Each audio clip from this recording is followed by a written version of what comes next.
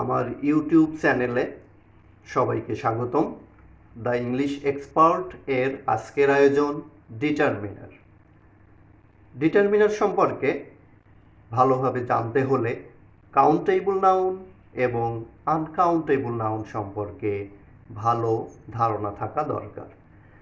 আজকের ক্লাসটি করার আগে অবশ্যই আপনারা কাউন্টেবল নাউন এবং আনকাউন্টেবল নাউনের ক্লাসটি দেখে নেবেন। তাহলে আজকের আলোচনা শুরু করা যাক। প্রথমে আমরা জেনে নিই ডিটারমিনার কি। ডিটারমিনার হচ্ছে সেই সব শব্দ যা নাউনের পূর্বে বসে ওই নাউনের নির্দিষ্টতা, অনির্দিষ্টতা, সংখ্যা বা পরিমাণ নির্দেশ করে। যেমন this, these, that, those, all, any, some, each, every, either, neither, few, little, a few, a little, much, many, no, a large or a small number of, a large oblique small amount of ইত্যাদি। তো এরকম আরও determiner আছে। আমরা এই গুরুত্বপূর্ণ কিছু determiner সম্পর্কে আলোচনা করব। প্রথমে আমরা দেখে নিই সাম এর ব্যবহার। সাম এর পর কাউন্টেবল নাউন বসলে ওই কাউন্টেবল নাউনটি প্লুরাল হয়। সামের পর কাউন্টেবল নাউন বসলে ওই কাউন্টেবল নাউনটি প্লুরাল হয়। যেমন এখানে আমরা একটা এক্সাম্পল দেখি, I need some new shirt. প্রথম সেন্টেন্সটি লেখা আছে I need some new shirt. প্রথম বাক্যটি ইনকারেক্ট, কারণ সামের পরে এখানে যে নাউনটি ব্যবহৃত হয়েছে শার্ট, এটি কাউন্টেবল নাউন। সামের পরে কাউন্টেবল নাউন যেটি লেখা হয়েছে এই শার্ট নাউনটিকে সিঙ্গুলার রাখার কারণে ভুল হয়ে গেছে। আসলে লিখতে হবে I need some new shirts. Countable noun এসছে যেহেতু সামের পর কাউন্টেবল নাউন বসলে সেই কাউন্টেবল নাউনটি প্লুরাল হয়। এখানে আমরা একটু খেয়াল করি, তবে সামের পর আনকাউন্টেবল নাউন বসলে ওই নাউনটি সিঙ্গুলার হয়। আসলে আনকাউন্টেবল নাউন সবসময়ই সিঙ্গুলার, আনকাউন্টেবল নাউনকে প্লুরাল করা যায় না। 3 নম্বর যে উদাহরণ, এখানে দেখা যাচ্ছে যে আই নিড সাম ফার্নিচার্স লেখা এবং ডান পাশে লেখা আছে ইনকারেক্ট। সামের পরে এখানে একটা আনকাউন্টেবল নাউন বসছে, কিন্তু এই আনকাউন্টেবল নাউনটাকে প্লুরাল করা হয়েছে, যার ফলে সেন্টেন্সটি ইনকারেক্ট। আসলে সামের পরে আনকাউন্টেবল নাউন বসলে এই আনকাউন্টেবল নাউনকে প্লুরাল করা যাবে না, এটাকে সিঙ্গুলার রাখতে হবে। যেমন আই নিড সাম ফার্নিচার, বাক্যটি কারেক্ট, কারণ সামের পরে এখানে যে আনকাউন্টেবল নাউন ব্যবহার করা হয়েছে ফার্নিচার, এটা সিঙ্গুলার রাখা হয়েছে। এরপরে 2 নম্বর রুলটি আমরা একটু দেখব। ইচ, এভরি, আইদার এবং নাইদার বসে সিঙ্গুলার কাউন্টেবল নাউনের পূর্বে। তাহলে ইচ, এভরি, আইদার এবং নাইদার এগুলো সিঙ্গুলার কাউন্টেবল নাউনের পূর্বে বসে। যেমন 1 নম্বর example, there are trees on either sides of the road. আইদারের পরে সাইডস লেখা হলো, আসলে এটা ভুল হয়ে গেল, কারণ ইচ, এভরি, আইদার এবং নাইদারের পর যে নাউনটি বসবে সেটি কাউন্টেবল হবে এবং সিঙ্গুলার হবে। সাইডস এখানে প্লুরাল নাউন লেখার কারণে বাক্যটা ভুল হয়ে গেছে। আসলে লিখতে হবে there are trees on either side of the road. আইদারের ঠিক পরেই যে কাউন্টেবল নাউন বসছে এখানে সাইড, এটাকে সিঙ্গুলার রাখতে হবে। আর এখানে আরেকটা বিষয় শেখার আছে, দেয়ার দিয়ে কোনো বাক্য শুরু হলে ওই বাক্যের ভার্বটি বসে এই ভার্বের পরে যে নাউন আছে এখানে ট্রিজ, এই শব্দ অনুযায়ী। তো ট্রিজ যেহেতু প্লুরাল তাই এখানে আর হয়েছে। এখানে যদি কোনো সিঙ্গুলার নাউন থাকতো তাহলে আমরা কিন্তু ইজ ব্যবহার করতাম, প্রেজেন্ট টেন্সের ক্ষেত্রে ইজ ব্যবহার করতাম। এরপরে আমরা 3 নাম্বার এক্সাম্পলটি দেখব।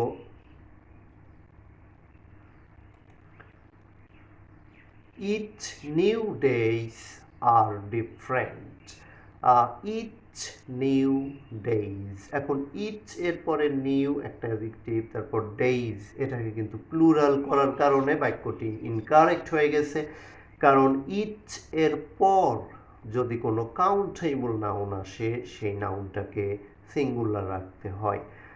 ডেইজ বা ডে, এটা একটা কাউন্টেবল নাউন, এটাকে প্লুরাল করা হয়েছে এখানে, যার ফলে বাক্যটি ভুল হয়ে গেছে। কারণ ইচ, এভরি, আইদার এবং নাইদার এর পর যে নাউনটি বসবে সেটি অবশ্যই সিঙ্গুলার এবং কাউন্টেবল নাউন হবে। এক্ষেত্রে আসলে 4 নাম্বার সেন্টেন্সটি correct.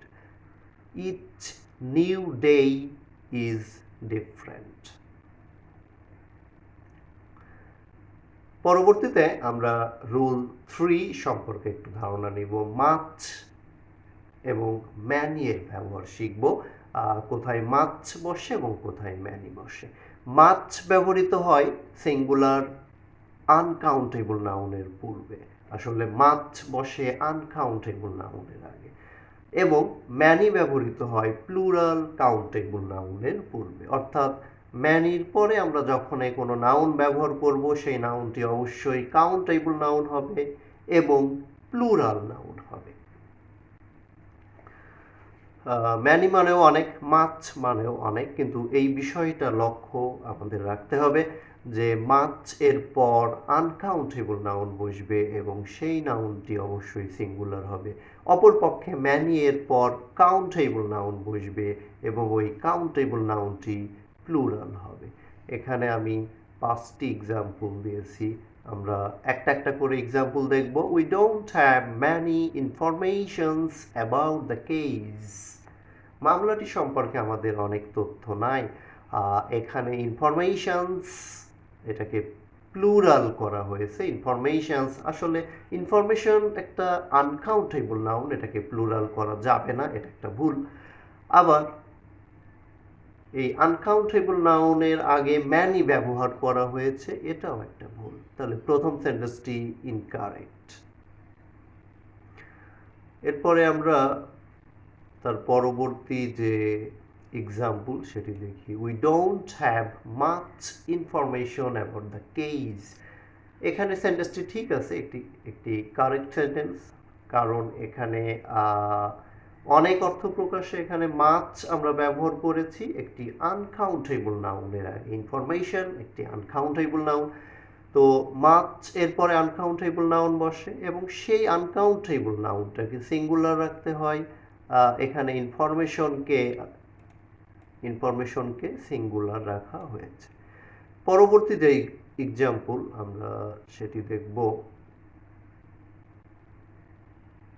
Peter and Carol don't have much child. আসলে চাইল্ড বা চিলড্রেন এগুলা কাউন্টেবল নাউন, গণনা করা যায়, শিশুদেরকে গণনা করতে পারি। তো এখানে যেহেতু কাউন্টেবল নাউনের সাথে ব্যবহার করা হয়েছে, এর আগে আসলে মাছ লেখা যায় না, এর আগে ম্যানি লিখতে হয়। তো এখানে 3 নাম্বার এক্সাম্পলটি ভুল হয়ে গেছে। 4 নাম্বার যে এক্সাম্পল, এটা আমরা দেখি যে এটা একটি কারেক্ট নাকি ইনকারেক্ট সেন্টেন্স। 4 নাম্বার উদাহরণে লেখা হয়েছে যে Peter and Carol don't have much children.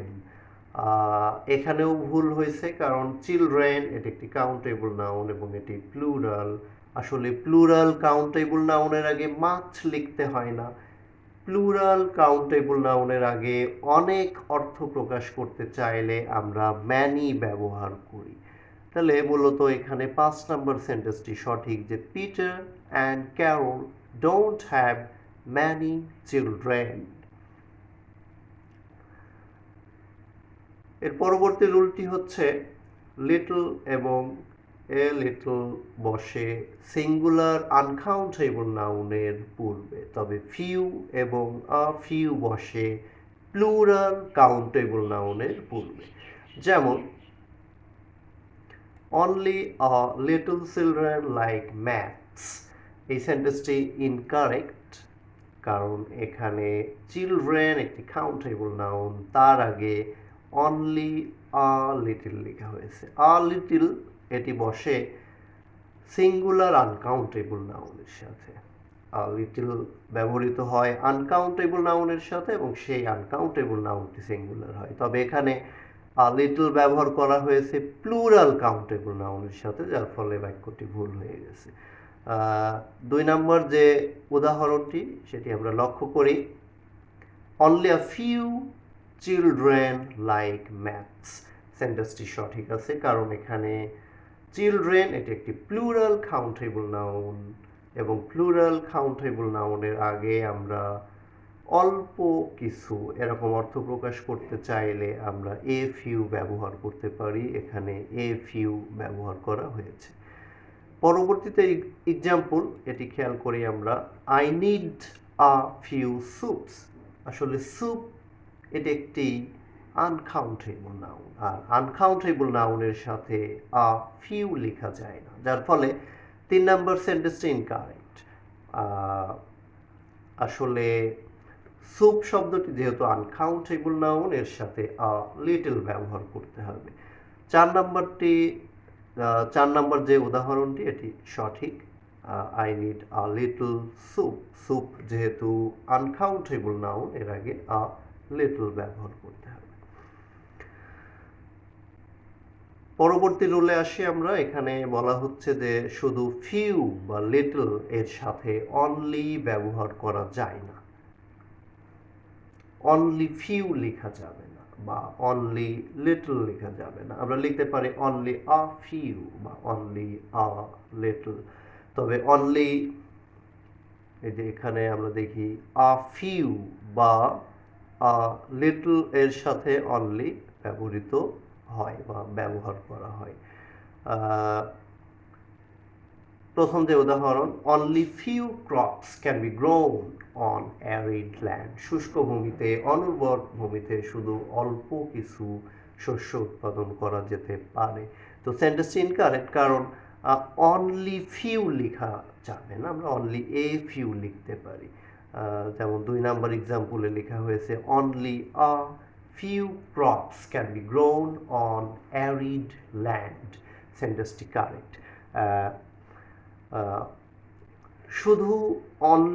শুধু ফিউ এর সাথে অনলি লেখা যাবে না, আমরা এ ফিউ এর সাথে অনলি লিখতে পারি। এবং এখানে আরেকটা বিষয় লক্ষণীয় যে ক্রপস একটি প্লুরাল কাউন্টেবল নাউন, তার আগে আমরা এ ফিউ ব্যবহার করেছি। এরপরে 3 নম্বর sentence, I have only little homework for Monday, সেন্টেন্সটি ইনকারেক্ট, কারণ এখানে শুধু লিটল এর সাথে অনলি লেখা হয়েছে, শুধু লিটল এর সাথে অনলি লেখা যাবে না, আমরা অনলি ব্যবহার করতে পারি আ লিটল এর সাথে। তাহলে 4 নম্বর যে এক্সাম্পল এটি একটু খেয়াল করি, I have only a little homework for Monday, সোমবারের জন্য আমার অল্প কিছু হোমওয়ার্ক আছে। তাহলে আমরা এখানে লিটল এর আগে অনলি ব্যবহার করলাম। এখন প্রশ্ন হচ্ছে যে এখানে কি I have only a few homeworks লেখা যাবে? আসলে লেখা যাবে না, কারণ হোমওয়ার্ক যেহেতু আনকাউন্টেবল নাউন, আমরা দেখতে পাচ্ছি যে হোমওয়ার্ক এই শব্দটি এখানে লেখা আছে, আমরা পূর্ববর্তী ক্লাস করলে দেখব যে হোমওয়ার্ক হচ্ছে আনকাউন্টেবল নাউন, তো আনকাউন্টেবল নাউনের সাথে এ ফিউ লেখা যায় না, এ লিটল লিখতে হয়। এবং আমরা যখন অনলি ব্যবহার করতে চাইব তখন লিখব I have only a little homework for Monday. A large oblique small number of বসে প্লুরাল কাউন্টেবল নাউনের সাথে, তবে a large oblique small amount of বসে সিঙ্গুলার আনকাউন্টেবল নাউনের সাথে। অর্থাৎ কোনো প্লুরাল কাউন্টেবল নাউনের সাথে আমরা এ লার্জ বা এ স্মল নাম্বার অফ ব্যবহার করি, তবে আনকাউন্টেবল নাউনের সাথে এ লার্জ অ্যামাউন্ট অফ অথবা এ স্মল অ্যামাউন্ট অফ ব্যবহৃত হয়। এখানে আমরা এক্সাম্পল দেখি। A small amount of breeds of cattle have been brought to the USA. এক নম্বর যে উদাহরণ, এটি ইনকারেক্ট। এখানে অ্যামাউন্ট অফ লেখা হয়েছে একটি প্লুরাল কাউন্টেবল নাউনের সাথে, ব্রিডস। এই ব্রিডস শব্দটি প্লুরাল কাউন্টেবল নাউন। তো প্লুরাল কাউন্টেবল নাউনের সাথে এই স্মল অ্যামাউন্ট লেখা যাবে না, নাম্বার লিখতে হবে। 2 নম্বর এক্সাম্পলে আসলে এটা সঠিকভাবে লেখা হয়েছে, কারেক্ট সেন্টেন্স একটি। A small number of breeds of cattle have been brought to the USA. Breeds যেহেতু প্লুরাল কাউন্টেবল নাউনের আগে আমরা a small number of বা a large number of ব্যবহার করতে পারি। পরবর্তী যে উদাহরণ সেটি আমরা লক্ষ্য করি। I bought a large number of equipments for my lab. এখানে equipments শব্দটি আসলে আনকাউন্টেবল নাউন। তো আনকাউন্টেবল নাউনকে প্লুরাল করা যায় না, বাক্যটিতে ইকুইপমেন্টসকে প্লুরাল করা হয়েছে, এটি একটি ভুল। আবার আনকাউন্টেবল নাউনের সাথে এ লার্জ নাম্বার অফ লেখা হয়েছে, এটিও একটি ভুল। তো এই কারণে এই সেন্টেন্সটি ইনকারেক্ট। কিন্তু চতুর্থ যে বাক্য, এখানে আমরা একটু লক্ষ্য করি। I bought a large amount of equipment for my lab. আমি আমার ল্যাবের জন্য প্রচুর পরিমাণে যন্ত্রপাতি ক্রয় করেছিলাম। খেয়াল করি ইকুইপমেন্ট এটি একটি আনকাউন্টেবল নাউন, আর আনকাউন্টেবল নাউনের আগে এখানে ব্যবহার করা হয়েছে এ লার্জ অ্যামাউন্ট অফ। আমরা জানি আনকাউন্টেবল নাউনের সাথে এ লার্জ অ্যামাউন্ট অফ বসে, এবং এক্ষেত্রে এই আনকাউন্টেবল নাউনকে সিঙ্গুলার রাখতে হয়। আসলে আনকাউন্টেবল নাউন সবসময় আমরা সিঙ্গুলার রাখি। এরপরে একটি রুল আমরা লক্ষ্য করি, এ লট অফ এবং লটস অফ এর পর সিঙ্গুলার আনকাউন্টেবল নাউন এবং প্লুরাল কাউন্টেবল নাউন উভয়ই বসতে পারে। আসলে এ লট অফ বা লটস অফ এর পরে যদি কাউন্টেবল নাউন বসে, সেই কাউন্টেবল নাউনটি হবে প্লুরাল। তবে এ লট অফ বা লটস অফ এর পর যদি আনকাউন্টেবল নাউন বসে, সেই আনকাউন্টেবল নাউনটি হবে সিঙ্গুলার। যেমন এখানে প্রথম যে উদাহরণ, এই উদাহরণটি আমরা লক্ষ্য করব। A lot of my friend wants to go abroad. আসলে a lot of এর পর যে নাউনটি আসবে সেটি যদি কাউন্টেবল হয়, তাহলে সেই নাউনটি প্লুরাল হবে। এখানে আসলে লিখতে হবে a lot of my friends, কারণ a lot of এর পর যদি কাউন্টেবল নাউন বসে, সেই কাউন্টেবল নাউনকে প্লুরাল করতে হয়। এবং এক্ষেত্রে ভার্বটি আমরা ব্যবহার করব, এই যে পরে যে ওয়ান্ট ভার্ব আছে, এই ভার্বটি ব্যবহার করব আমরা এর আগে যে প্লুরাল নাউন আছে ফ্রেন্ডস অনুযায়ী।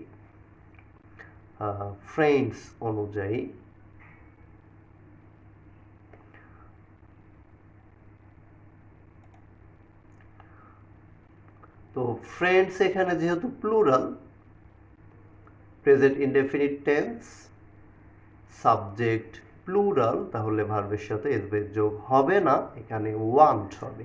এ lot of my friends want to go abroad.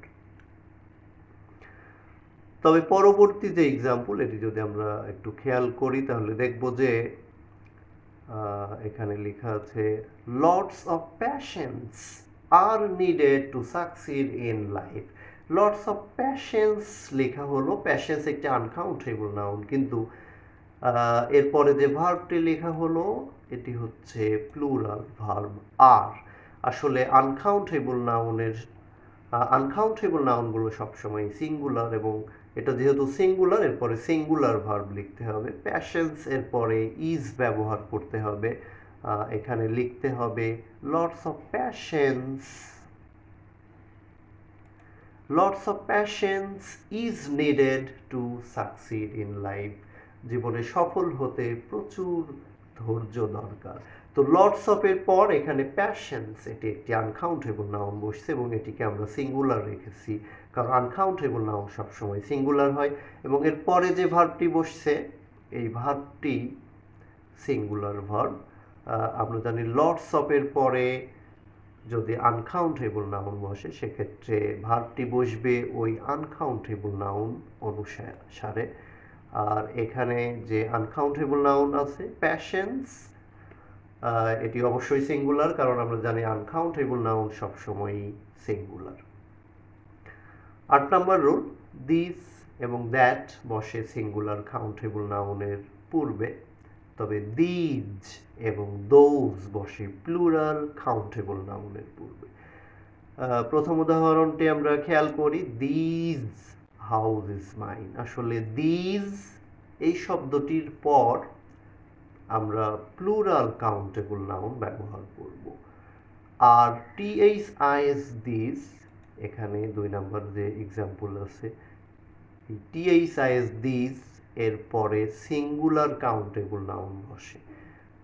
তো প্রথম বাক্যে যে ভুলটি হয়েছে সেটা হচ্ছে দিজ এর পর সিঙ্গুলার নাউন লেখা হয়েছে এবং সিঙ্গুলার ভার্ব লেখা হয়েছে THESE দিজ। এরপরে মূলত প্লুরাল নাউন এবং প্লুরাল ভার্ব বসে। আর 2 নম্বর এক্সাম্পলটি ঠিক আছে, কারণ এখানে THIS দিস এই শব্দটির পর সিঙ্গুলার নাউন বসে এবং সিঙ্গুলার ভার্ব বসে। এরপরে 3 নম্বর example, I like that earrings. That এর পর এখানে প্লুরাল নাউন লেখা হলো, এটি আসলে ভুল হয়ে গেল, কারণ দ্যাট এর পর সবসময় সিঙ্গুলার কাউন্টেবল নাউন বসে। অপরপক্ষে 4 নম্বর যে এক্সাম্পল, এখানে আমরা খেয়াল করি যে আই লাইক দোজ ইয়াররিংস। আমরা এটি জানি দোজ বসে প্লুরাল কাউন্টেবল নাউনের সাথে, তাহলে 4 নম্বর যে উদাহরণ এই উদাহরণটি সঠিক আছে। এরপরে আমরা আর মাত্র একটি রুল দেখব, অল এর ব্যবহার। অল যখন কাউন্টেবল নাউনের সাথে বসে অল এর পর প্লুরাল কাউন্টেবল নাউন বসে, তবে অল এর পর যদি কোনো আনকাউন্টেবল নাউন বসে সেই আনকাউন্টেবল নাউনটি সিঙ্গুলার হয়। যেমন অল চাইল্ড নিডস লাভ। বাক্যটি আসলে ইনকারেক্ট, কারণ অল এর পরে এখানে চাইল্ড শব্দটি কাউন্টেবল নাউন, অল এর পরে সিঙ্গুলার কাউন্টেবল নাউন লেখা হয়েছে, যার ফলে ভুল হয়ে গেছে। অল এর পর প্লুরাল কাউন্টেবল নাউন বসে, তাহলে 2 নম্বর সেন্টেন্সটি এখানে সঠিক। অল চিলড্রেন, আমরা জানি চিলড্রেন প্লুরাল, এবং এরপরে আমরা নিড লিখলাম, যেহেতু subject plural present indefinite tense, ভার্বের সাথে এখানে এর যোগ হলো না। এরপরের যে 2টি উদাহরণ এই দুটি অবশ্যই গুরুত্বপূর্ণ, এটা আমরা একটু খেয়াল করি। He denied all knowledges of the crime. All এর পরে এখানে যে শব্দটি ব্যবহৃত হয়েছে নলেজ, আমরা জানি নলেজ একটি আনকাউন্টেবল নাউন, তো অল এর পরে আনকাউন্টেবল নাউন বসলে ওই আনকাউন্টেবল নাউনকে প্লুরাল করা যায় না। এখানে প্লুরাল করা হয়েছে, অল নলেজেস লেখা হয়েছে, যার ফলে 3 নম্বর এক্সাম্পলটি ইনকারেক্ট। আসলে লিখতে হবে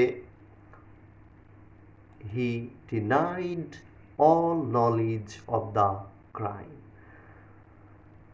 কারণ অল এর পরে এখানে একটি আনকাউন্টেবল নাউন ব্যবহৃত হয়েছে এবং আমরা জানি অল এর পর কোনো আনকাউন্টেবল নাউন বসলে সেই আনকাউন্টেবল নাউনটাকে সিঙ্গুলার রাখতে হয়। আসলে আনকাউন্টেবল নাউন সবসময়ই সিঙ্গুলার। আমাদের আজকের যে আয়োজন, আজকের এই আয়োজনটি খুবই গুরুত্বপূর্ণ ছিল, কারণ এইখান থেকে বিভিন্ন ধরনের প্রতিযোগিতামূলক পরীক্ষায় অনেক প্রশ্ন আসে। তাছাড়া আমরা যদি সঠিক বাক্য লিখতে চাই তাহলে এই যে নাউন এবং ডিটারমিনারের ব্যবহার, এটি জানা খুবই জরুরি। তো পরিশেষে আমার আজকের এই আয়োজন উপভোগ করার জন্য সকলকে ধন্যবাদ জানাচ্ছি। আল্লাহ হাফেজ।